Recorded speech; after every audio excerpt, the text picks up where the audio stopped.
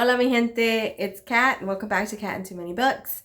I haven't been here in a couple of weeks. I've made a promise that I wasn't going to make any videos if I really didn't have anything to say. I don't want to bore you guys. I want to do some fun videos and hope that those of you that watch enjoy it. So I've been in a little bit of a book slump, reading slump. That's okay. We're just gonna get through it. Also, this lighting is awful. It's at nighttime and I really felt like doing it right now, so I said I better do it now or I won't do it at all. And this lighting's terrible. So pardon my horrific, shadowed face. I wanted to do a video and I want to do something fun. So I decided to go ahead and do something I did last year. So maybe I'll make this an annual thing. I don't know. Last year I did this April Showers book tag. And so I decided to do it again this year. So this is my new picks for the April Showers book tag. Now, I'm pretty sure I didn't pick the same books as I did last year, so hopefully this gives you guys a whole new load of books. I will link somewhere around here the video from last year if you want to go back and watch that one. And yeah, so let me just get started. The first tag in the April Showers book tag is share a book with water on the cover. And so I decided to share one of my favorite nonfictions, which is Why We Swim by Bonnie Sue. I read this book a few years ago and I really, really loved it. I didn't even think I was going to like this as much as I did, but it's a really great book that talks about swimming, like the act of swimming and all the reasons people do it. I think it has 5 reasons, like community, exercise, competition, just as that's as an example. And then it would speak with people like swimmers and kind of talk about how important swimming was to them and what it's done for them. And it just kind of gives you a lot of different facts about it. And just it sounds like it wouldn't be interesting, but it was generally one of the most interesting books I've ever read. So I love it. If you've never read it, please think about picking it up. The second prompt is, what's a classic novel you'd like to curl up on the couch with? This was a fairly easy one for me. You'd think I'd do Jane Austen, which is great to do, but I actually find that this book is a wonderful book to sort of curl up when it's rainy outside, or you just kind of want to curl up and be cozy and springtime, and that would be Anne of Green Gables by Ellen Montgomery. This is one of my favorite classics. Anne is amazing and one of my favorite characters, so precocious, so funny, so full of life, and the book is just so full of everything. Prince Edward Island sounds like such a fascinating place. I love the time it's set in. I don't know, I love the feel of it. I love Anne. I love the Cuthberts. I love everything about this. Diana. I love Gilbert. So I mean, I love it all. And so this is a great book to just sort of sit and curl up with, have a hot drink, little snackies, and just put on some fire, crackling fire on your TV or some ambiance and just enjoy and have a lovely time. The next one is share a scary book you would read during a rainstorm. There was 2. One is a short story collection, so I thought I'd get another one that's just, a regular sort of novel, because some people don't like short story collections. It doesn't do it for them. So, but both of these scary books came to mind when this prompt came up. And the first book is Slade House by David Mitchell. This is an extremely atmospheric and creepy book, and it builds and builds and builds on itself, and it just truly you're itching for stuff to happen in this book. And it was a phenomenal read. I really enjoyed it. Great book to read sort of on during a rainstorm. The second book that I have for this particular prompt, this is a story collection, and of course not everybody likes a story collection, but if you do, you should definitely pick this up. And it is called The Merry Spinster, Tales of Everyday Horror by Daniel Mallory Ortberg.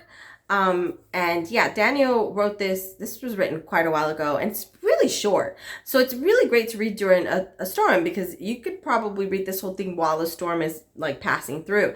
And it has a lot of like fantastic horror shorts in it. Of course, horrors are like hit and miss short story collections, so some may not be as great as others. I enjoyed pretty much all of this. I don't know if I actually put, I tend to put, did I? Hold on a minute. I'll tell you right now.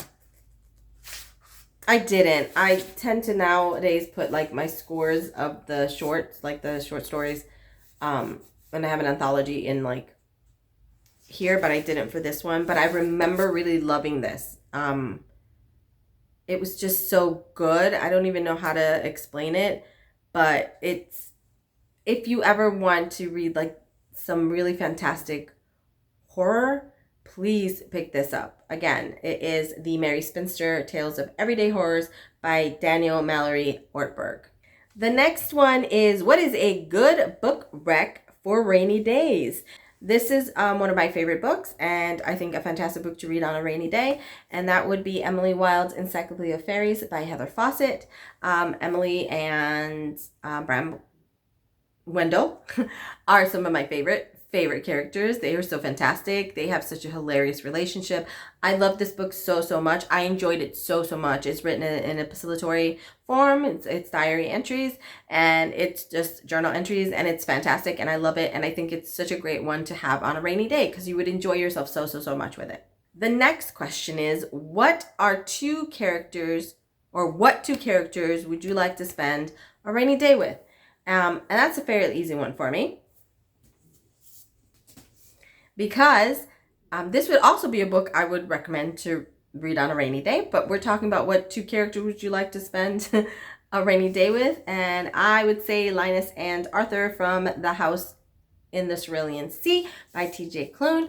They are amazing and they're adorable, and I would love being in their presence. Arthur's so warm.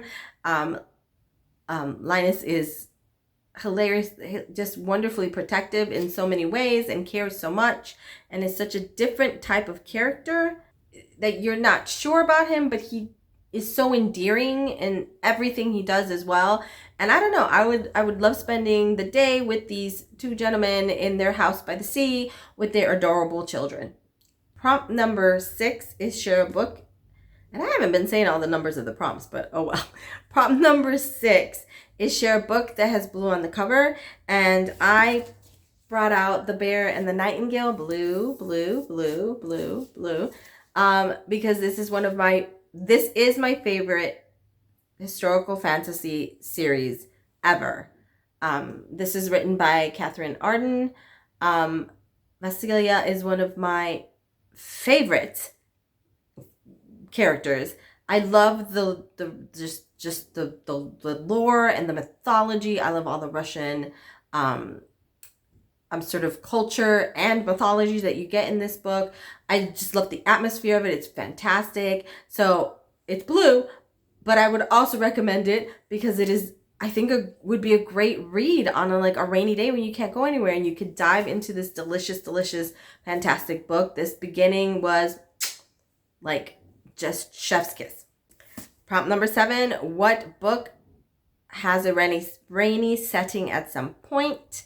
There's a couple different ones that I would go with, but I thought of this one right away. This might have been my answer for last year, but I don't care because I actually think about this book when people ask me about rainy settings, and that would be The Guest List by Lucy Foley.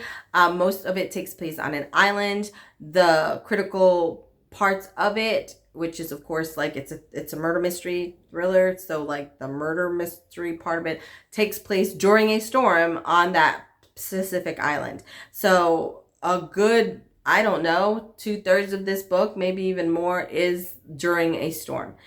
So yeah, this would be a fantastic read. It is a great read to read also on a rainy day because you just get into it. It's a really fast-paced read. You read it really quickly. I had a sort of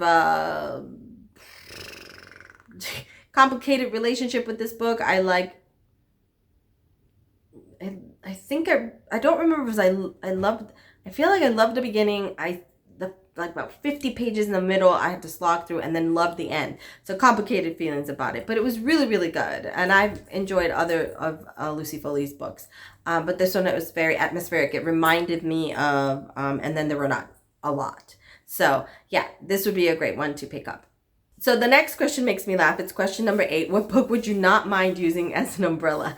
Now, I don't own books I don't want to read or don't like, because it just seems counterintuitive to do that. I don't have space in these. I don't have space on these shelves for books I don't want to read or I dislike, because that's just taking up space that I need. Look at this, guys. Like, that I need to, for books I want to read. However, there's an exception to this rule. Series, right? Sometimes there are books in a series that you don't like, but it's part of a series, and maybe you overall like the series and want to keep it, so you kind of keep that book. This is what this one is for me. That book for me, this one for me, is Seeing Red by Frank Beddor. This is the second in the Looking Glass trilogy. Looking Glass War trilogy? Yes. Looking Glass Wars trilogy. I read this a really long time ago. This book almost made me not want to read the other book, the third book. There was just a specific character in here that I absolutely loved. She was so annoying, like absolutely annoying. And I didn't love where the author took some of the characters. I was highly sort of annoyed most of the time reading it. I loved the first one a whole bunch, and I really actually liked the conclusion. This one was just in the middle, and it was just, I didn't like it at all. I honestly would not keep this if it weren't that it is part of a series, and I like the other books, so I want to keep the series. So, I want it to look nice on my shelves and have all 3 books. But yes, I would use this as an umbrella if I needed to. Prompt number 9 would be, which character would you like to share an umbrella with? This is fairly easy for me. This is pretty easy for me, again, I said, because, I have a very favorite character who I absolutely adore and would share anything with her, and that would be Evelyn Hugo from The 7 Husbands of Evelyn Hugo by Taylor Jenkins Reid. I love her. I love her so much. She's so messed up. She's just not, she shouldn't be as absolutely lovable as she is, or likable. She's a badass. I freaking love, I hope I can say that word. I freaking love Evelyn Hugo. I love her so much. So I would most definitely get under an umbrella with her. 100%. And finally, it's share a novel with a dry beginning but an amazing ending.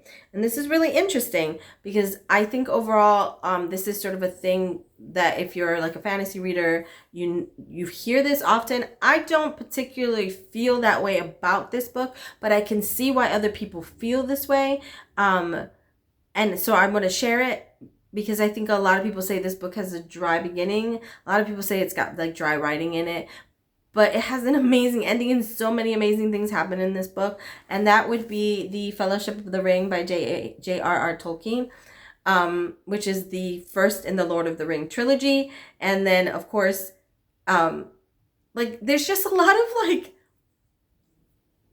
walking. It's a journey, right? It's they're going on a journey, right? So they're on a quest. It's a quest story. So there's a lot of walking. And characters doing a lot of the same things kind of over and over again. And it's a bit dry in terms of how Tolkien writes the parts of them walking and being in the forest and so on and so forth. But that it's interspersed in the beginning there with action-y stuff that happens. And then as you get through it and towards the end, it's just such an amazing, amazing book. I would 100% say this would go for that prompt with a dry beginning but an amazing ending. I don't think it has a dry beginning, but I can understand why other people feel that way about it. Okay, that was it. Those were the prompts and the books that I recommend for this book tag.